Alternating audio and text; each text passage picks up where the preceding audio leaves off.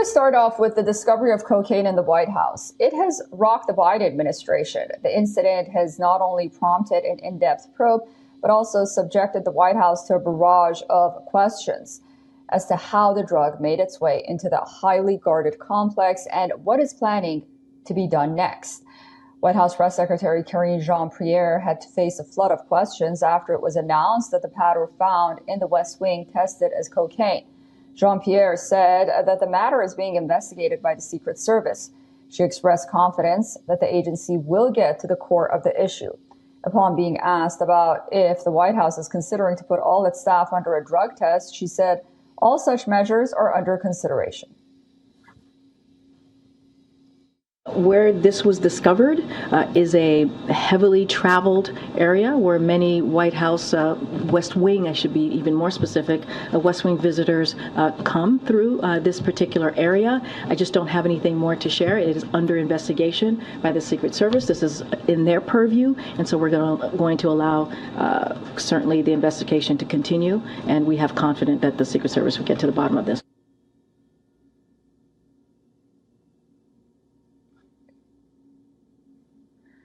The press secretary also said that President Joe Biden, too, insists that it is important to dig deep into the issue. But analysts believe that the task may prove to be Herculean.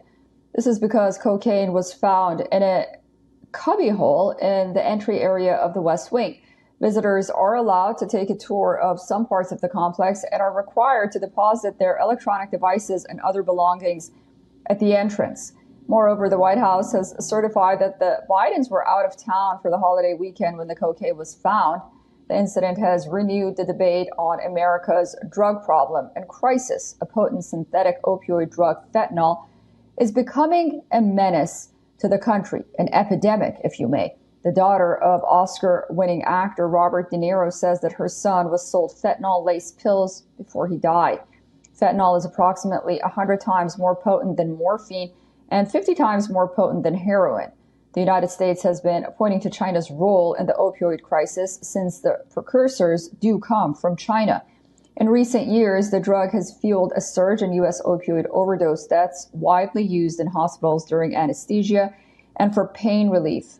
Fentanyl has become a major black market narcotic in the United States. Overdose may result in changes in pupil size, cold and clammy skin, the presence of a slew of symptoms such as coma, pinpoint pupils, and respiratory depression are strongly suggestive of opioid poisoning. The U.S. Drug Agency chief has called on China and Mexico to help stem the fentanyl crisis. The U.S. blames China for poor domestic enforcement of its regulations, inadequate action against the Chinese drug smugglers, and money laundering as well. Washington has been citing Beijing's insufficient regulatory oversight of its non-scheduled chemicals. China has rubbished allegations of illegal fentanyl trafficking. Firstly, there is no such thing as illegal trafficking of phenyl between China and Mexico. The channels for bilateral anti-drug cooperation between the two countries are open, and the authorities of both sides maintain good communication. For more on this, we are being joined by Robert G. Kanter from New York. Kanter is a commentator on a fentanyl epidemic. Robert, great to have you on Wion, and thank you so much for joining us. The United States has continuously asked China and Mexico to help with this problem. One, because it's being so heavily smuggled from Mexico into the United States by these cartels and the border issue that we have in this country, but also because China provides the precursors to this deadly drug, fentanyl. Can you talk about that and why these countries aren't cooperating at this point? First of all, it's an honor and privilege to have me. Thank you. Greetings from New York City. There are a lot of moving parts here which are feeding into the opioid and fentanyl epidemic. You just talked about China and the transnational chemical brokers, the criminal organizations that do sell the norfentanyl and ABOD and a bunch of the other precursor chemicals to the Mexican cartels. That is a fact. Why the United States can't do anything about that as it relates to relations with China? Obviously, as a media commentator, that would be information I wouldn't be privy to. I don't think anyone in this country really knows why that dynamic exists. And then to go back, those chemicals are then sold to mainly the Sinaloa cartel. There are 16 drug cartels in Mexico, in the country of Mexico. The two largest are the Jalisco New Generation and the Sinaloa. And those chemicals are then, those synthetic chemicals are then sold to them. And they then process through pill press machines and other methods, putting the fentanyl into the fake oxycodones and Percocet, also putting it into cocaine, heroin.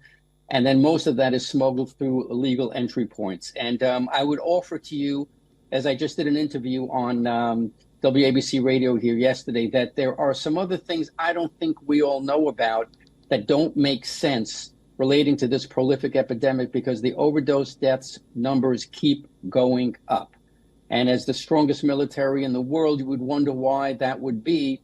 And that's why I have my opinions on that. So it's a very, very dire situation in this country. And a lot of our citizens really are just being poisoned by the fentanyl. Yeah, a really dire situation. We have citizens, and then we have the youth that are being exposed to fentanyl, even through a simple thing like cell phone apps or social media apps. Right now, for example, a teenager can maybe think that they're ordering Adderall, but they can, and the word order is terrifying in itself, but then they end up with fentanyl in their hand just because these cartels have really come into Americans' homes at this point through cell phones and other means with the youth. Can you talk about the youth epidemic and what to do, really? Well, first of all, I just want to, and that's a great point, I want to interject that, if I may, that there are what we call opiate naive users. There are individuals that legitimately in this country suffer, let's say, from severe chronic back pain. And in the days where there was overprescribing, Purdue Pharma and the McKesson, distributors, there was as much oxycodone and Percocet and Vicodin that you wanted, you could get. Now, with the underprescribing, you have situations where many people who are not addicted to these substances need to go on what we call the superhighway, the internet, the dark web, because to get these medications, because the doctors won't prescribe them. That's really what is happening. We've done a complete reversal in this country. So these individuals are what we call opiate naive. They don't know what they're buying on the internet. They think they're getting an Oxycontin pill for their back. It is laced with a small amount of fentanyl, and we call it one and done.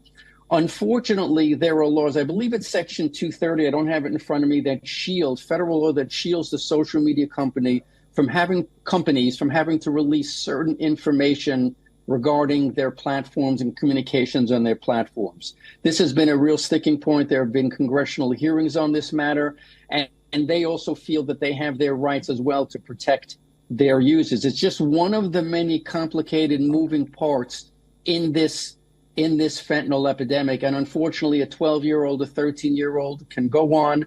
These transactions are coded as emojis. They know how to buy them. They get the money. Sometimes it's delivered. Sometimes it's through parcel.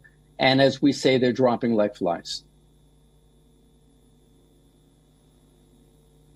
Yeah, what an epidemic. And no wonder some lawmakers want to call fentanyl a weapon of mass destruction here in the United States. And a great point pointing to the fact that the opioid crisis has been going on for some time with Percocets, Vicodin, and other drugs as well. Robert, it's a pleasure talking to you. Thank you for joining us, and I look forward to speaking to you again very soon.